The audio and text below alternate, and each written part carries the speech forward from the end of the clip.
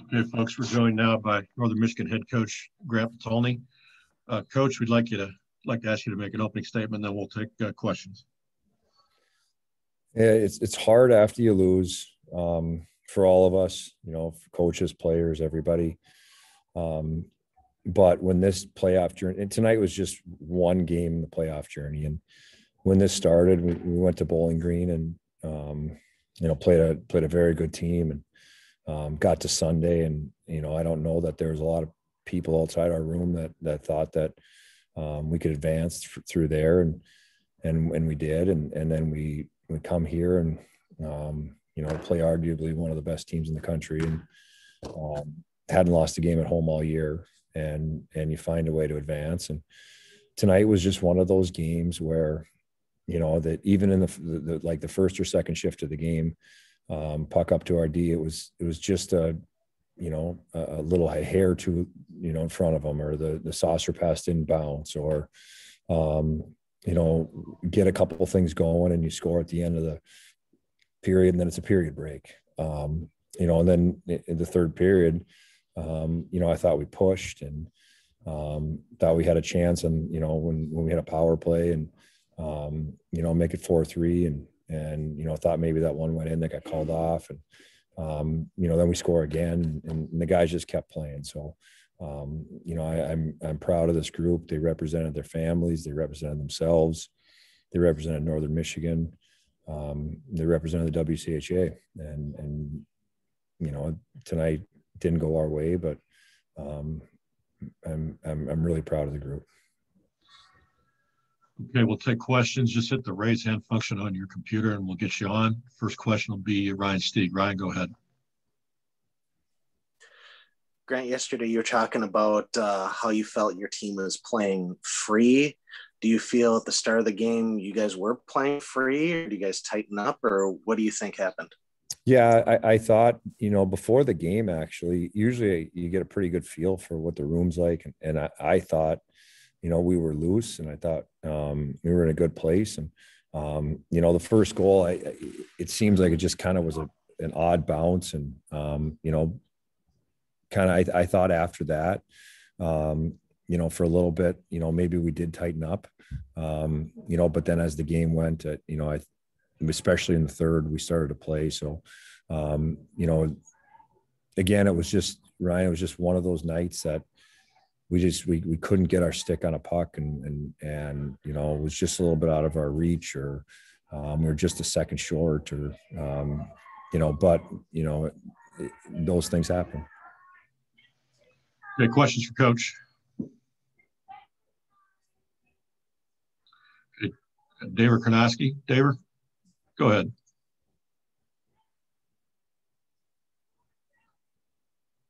You can go ahead and unmute, David. Coach, talk about the Vanderbeck line. It seemed like they were able to sort of drive some offense for you in the second half of the game. Yeah, AJ is he's a shooter, and when he can get a stick free, he always becomes dangerous. I thought they did get better as the game went. And Alex has been a nice addition to our team, and I thought Brandon Schultz had a great second half of the year. And they kind of fit pretty well together. And again, when they kind of got it going, I thought maybe we would come a little bit. But even in the first part of the game, that was where, like, 2-on-1, it was just too far for us, or drop pass to maybe AJ in the slot, and he just couldn't get a stick around it. So that probably was part of their maybe a little bit slower start, but I thought all the guys, for the most part, played hard and played well, and just was one of those nights. Okay, next up is Frederick. Shane, go ahead. Greg, what was the explanation you got on the goal after review being called off? That we knocked the net off.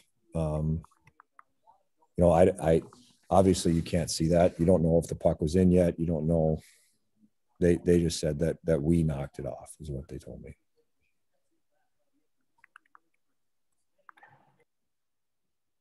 Next is back to Ryan Stieg again. Ryan, go ahead. Grant, your things weren't going the right way for the team, you know, at a certain point in the year, but then you guys started to come together and made this playoff run. Do you feel like that's a big thing to move into next season? It's a good building block. Yeah, you know, and obviously the addition of Rico is, you know, made a huge difference for us also. You know, there was a point that I thought, you know, we were playing pretty good hockey during the year, but, you know, we couldn't finish, and all of a sudden it would, you know, end up in our net, and it was hard to get momentum and traction in a game. Rico's come in and he's made saves that allow you to get to your game. You know, that's been, you know, probably as big of a thing as anything. You know, and the injuries, Ryan, like people forget we're playing without 4 of the D that we started the year with. We're playing out without Griff, who led the league in scoring last year. You know, those things are real. And, you know, those are, you know, things that at some point you're afraid that, you know, you're playing 5 defensemen in back-to-back nights, and you're afraid that, you know, it's going to catch up with you. And, you know, when things aren't bouncing your way, it can catch up with you. Next is Dave Ellis. Dave, go ahead.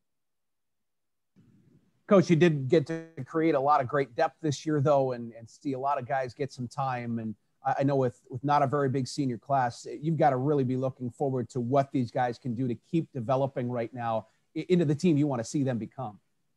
Yeah, no, you're right, Dave. I mean, we have 3 seniors. You know, there is the ability for players to come back for another year. And I don't know, you know, what those guys are planning on doing, but a lot of guys played a lot of minutes. I mean, we played 4 sophomore defensemen. You know, we had 2 senior forwards and a freshman goalie. You know, and those guys gaining this experience is really valuable. Anything else for Coach? Okay, Coach, thanks for joining us. We'll let you go. Thank you, Coach. Okay, we'll be joined momentarily by student athletes Andre Gagtus and AJ Vanderbeck as soon as we get Northern back on the screen. The Michigan student athletes Andre Gagtus and AJ Vanderbeck. Folks have a question, again, hit the raise your hand function and we'll get you going with the players.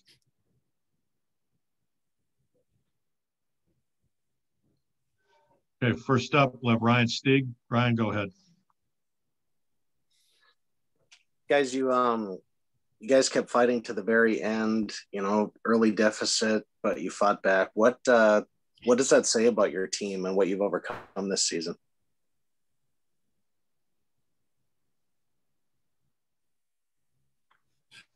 Guys, can you hear us? You cut out for a second. Could you repeat that? Yeah.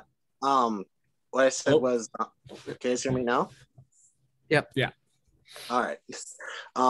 You guys, you know, fell behind, but you fought back and kept going up until the end. What does that say about what you guys have overcome this year and about your team? Andre, go ahead. Yeah, it just shows that we never quit, you know. Yeah, it shows that, you know, we never quit. And in that locker room, you know, it wasn't the start we wanted in the year, and we could easily just thrown in the towel and quit right then and there. But we had such a good leadership group, you know, with our seniors, and we just kept battling. And, you know, we all believed in that locker room, and we were all so close and really came together as a team. And we just proved to ourselves and, you know, to everyone that, you know, we could play with anyone, and we just kept building off that. And, you know, it's just kind of how it goes. Okay, next up is Dave Ellis. Dave, go ahead. Guys, they really took the transition game away from you tonight. What was clogging up the neutral zone? Were you guys just running out of gas by now with all the effort that you had to expend to get to this point, or were they doing something to take that away from you? AJ, why don't you start?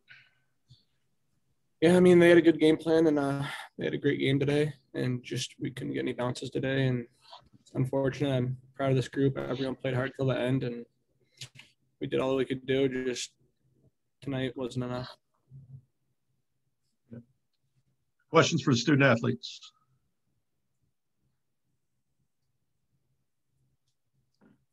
Okay, we'll go back to Dave Ellis. Dave, go ahead. Andre, you've seen a lot of the teams that are going to be in this NCAA tournament. I mean, these are going to be really tough teams for anybody in the country to beat and advance against teams that you guys played really well against, aren't they? Yeah. But, we proved to ourselves beating Bowling Green, beating Mankato, that we could play with anyone. Just fell a little short. Unfortunately, we're going to remember this and, we're going to come back to the finals and we're going to win it. Okay, gentlemen, thank you. We'll let you go. Thank you. Thanks. Thank you. Superior State head coach Damon Witten. Coach, congratulations. I'd like to ask you to make an opening statement, then we'll take questions. Yeah, I'm not ready for that. There's been so much going on, Todd, that I'm not ready for the opening statement. A big night for our program. Obviously in our neck of the woods and across college hockey, it's a very storied program, great tradition. Our fans expect to win, and they got very spoiled for many years with some, tremendous teams, tremendous coaches, tremendous players. So it feels really good. It's hard to put into words. I don't know if it's totally sank in. My first few years were tough years, and we asked these recruits to believe in our vision and what we wanted to accomplish and get back to hanging banners in Taffy Able. So to see that come to fruition tonight, it's pretty special. I don't think there's a more proud moment as a coach than to see what these players have put in and to host that trophy over their heads. So really, really proud of the team. I thought we had real good control of that game until their power play goal late. And, congratulations to Coach Patolny and his team. I thought they played extremely well. They showed everybody that push they put on and, did a great job coming back and making that game really interesting. So a great night for Laker hockey, a lot of great accomplishments, and I'll take some questions from there.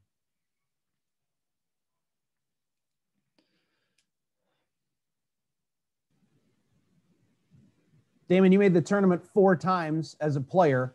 How is it different making it as a head coach now? It's so much different. As a player, you just, and Mike York was talking about it on the yesterday and on the bench post game there. As a player, you get to strap it on, you get to go impact the game. As a coach, your job's kind of done at that point. So it's there's just not as much invested. You show up, you play, you compete. In some ways, I guess as a player, there's more, but as a coach, it's your everything. This doesn't leave you. It affects, your life 24/7 basically. And so it's different. You're totally, your whole life's wrapped up in it. My daughter's birthday is today. Hopefully she's in bed now, but happy birthday to my daughter, Flossie. So you're missing those things, your family sacrifices, you sacrifice. So it's a big moment that way, Dave.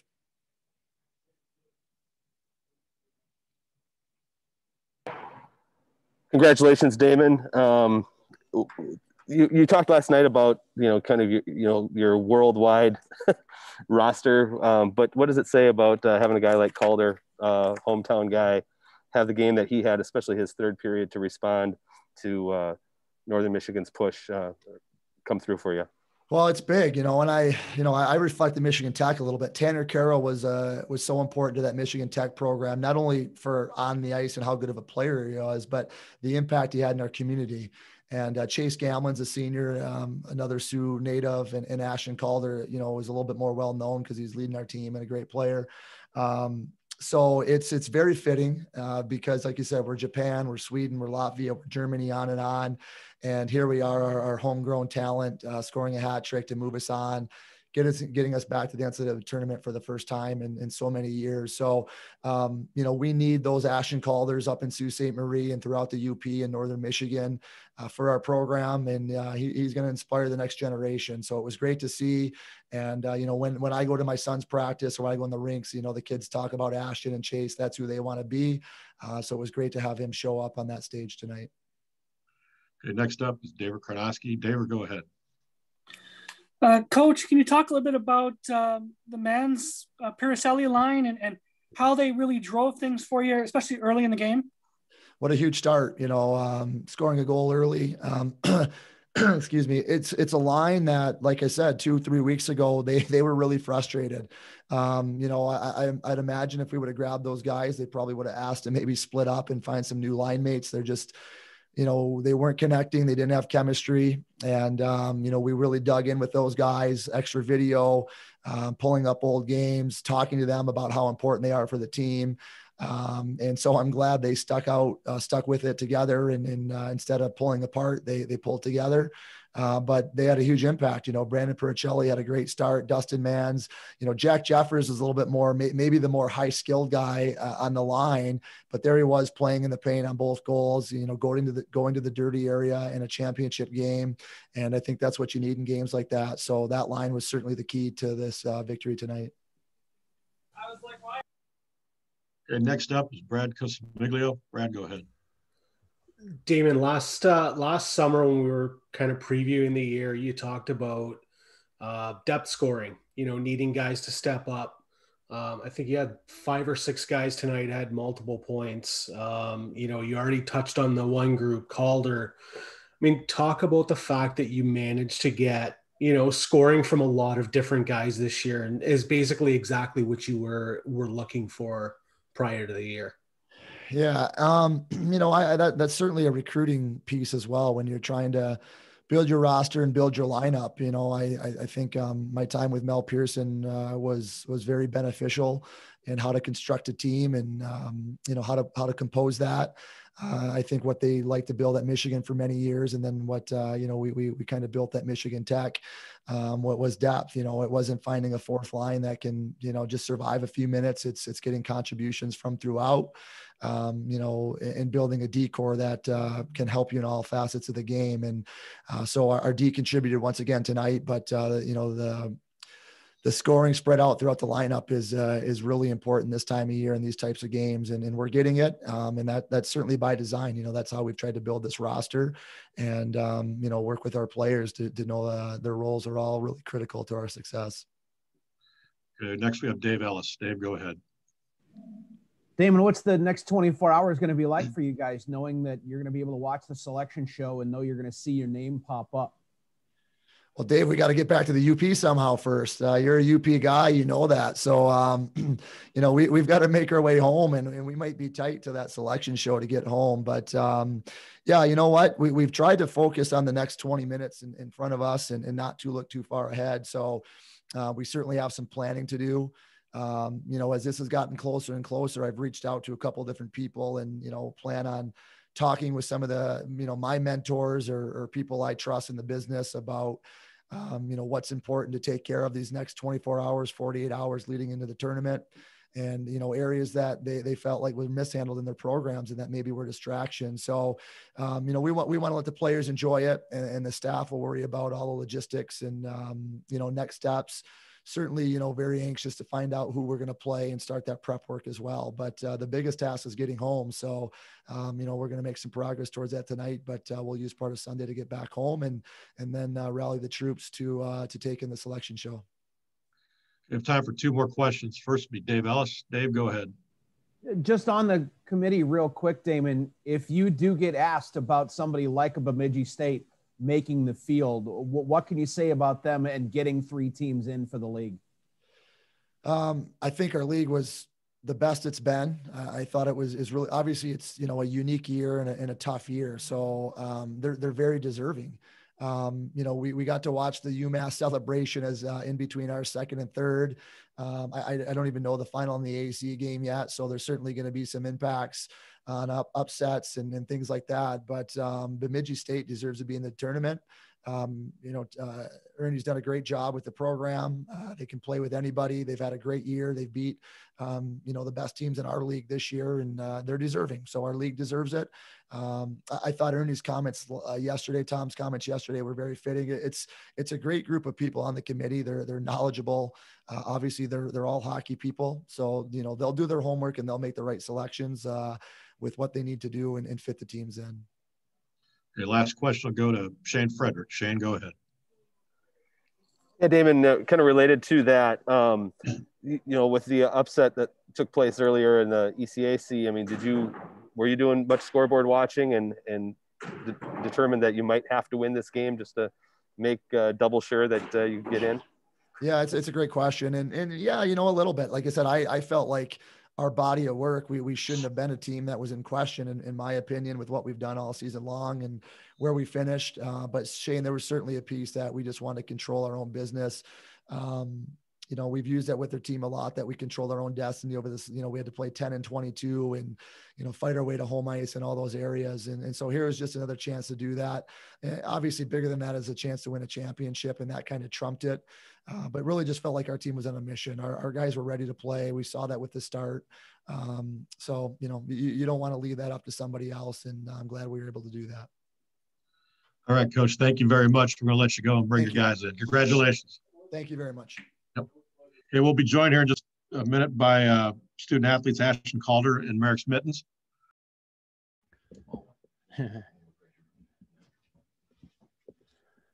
Okay, we're joined now by our MOP for the evening, Ashton Calder, and the first star of the day, Merrick Smittens. Take questions from the floor. First one is going to be to Dave Ellis. Dave, go ahead. Ashton, can you talk about your line mates? Your first goal, Pete kind of double clutched on that pass, but you just kept going because you knew where he was going to put the puck. How much do you guys really have that understanding right now between the three of you? We have a lot. We have a lot of understanding. Like, we've been playing together all year, and we got some good chemistry. And I just had faith that he was going to get me back door. So he's a good player. So I was excited. All right, next is Shane Frederick. Shane, go ahead. Ashton, I don't know, what does this mean to you to win this championship and to get to the NCAA tournament, especially being a Sioux native? It means a lot. I mean, obviously, when I chose to come back home, I was excited, and I knew there was a lot of work to be done, and I'm just happy that I got it with these group of guys. I mean, it's big for our town. We've been, back in the day, obviously Lake State was a big national championship contender, and it's been a while, so I'm happy to be a part of trying to bring it back. All right, questions? All right. Dave, go ahead. Merrick, did you ever feel comfortable back there? Because that game looked really frantic in front of you for about 45 or 50 minutes. Yeah, it wasn't too bad. I knew my team were going to try to do their best to block every shot, and I felt fine with it. Like, I trust my guys. I trust them doing their job. I'm going to do my job. Sometimes things get out of hand a little bit, but you just got to stick to the process, and I trust my guys, and I hope they trust me too.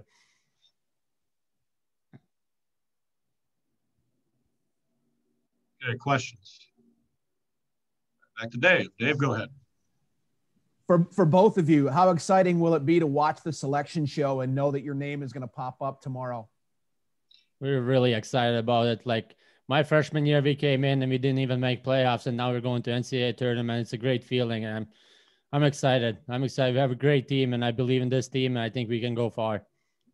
Yeah, I think it feels good knowing that we're automatically going and we don't have to wait to see if we're going to hopefully make an at-large bid or whatever. We can see where we're going to fall, and we know we're going to make it. That's probably the biggest thing. It's going to be nice. Okay. Shane, go ahead. Ashton, your third period, what kind of push did Northern Michigan make in your mind? And did you kind of set it out for yourself to feel like you had to respond to what they were doing? Yeah, I mean, obviously, like, I'm a player that's a little bit looked on for something like that, but I don't like to think about that kind of stuff. Like, I was just trying to do the right little things right all game. We were worried about trying to keep the score as far away or like not as close as possible. So, I mean, at the end of the day, I mean, it was me, but it could have been anybody else. I mean, we just played the right way and we got it done.